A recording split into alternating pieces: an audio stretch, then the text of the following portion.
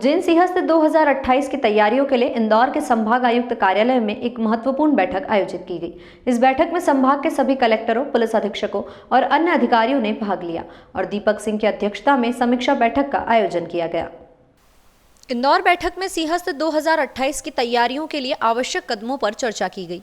इसमें इंदौर संभाग में चल रही विकास गतिविधियों और निर्माण कार्यों की समीक्षा भी की गई।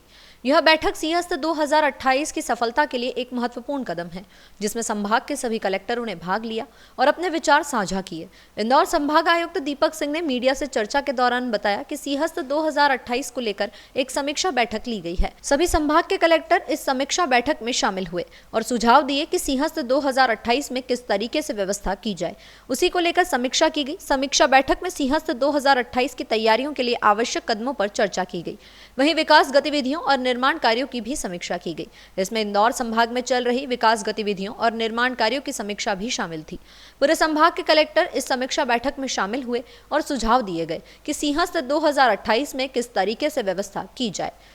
इंदौर संभाग के सभी जिला कलेक्टर्स और पुलिस अधीक्षक के साथ आज मैंने और आईजी पुलिस इंदौर रेंज के द्वारा समीक्षा बैठक की गई है।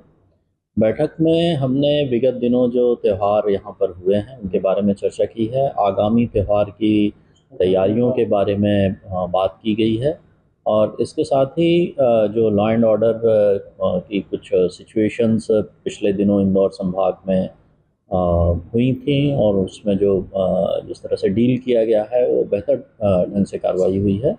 लेकिन आने वाले समय में जो त्यौहार होने वाले हैं उसमें पूरे संभाग में शांति एवं कानून व्यवस्था बनी रहे, इसके बारे में बातचीत की गई है।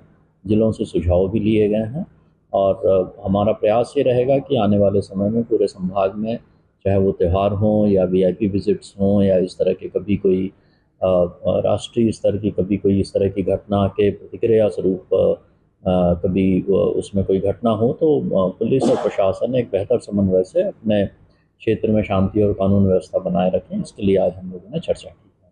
आज इंदौर संभाग के सभी कलेक्टर्स, एसपी और जो निर्माण एजेंसीज हैं उनके साथ मैंने और आईजी पुलिस इंदौर रेंज के द्वारा चर्चा की गई है। चूँकि सिंहस्थ को लेकर काफ़ी काम स्वीकृत किए गए हैं इंदौर संभाग में, विशेष रूप से इंदौर, खंडवा और महेश्वर इत्यादि में। इसके अलावा विभागीय मद से भी बहुत सारे सड़कें, ब्रिजेस, नदी के घाट और पर्यटक स्थलों में विकास के कार्य शासन के द्वारा स्वीकृत किए गए हैं। इन कार्यों की प्रगति की आज समीक्षा की गई है। जो लैंड एक्विजिशन या फॉरेस्ट क्लियरेंस या निर्माण संबंधी किसी भी प्रकार के व्यवधान हैं, इनको दूर करने के लिए सभी कलेक्टर्स और निर्माण एजेंसीज को कहा गया है।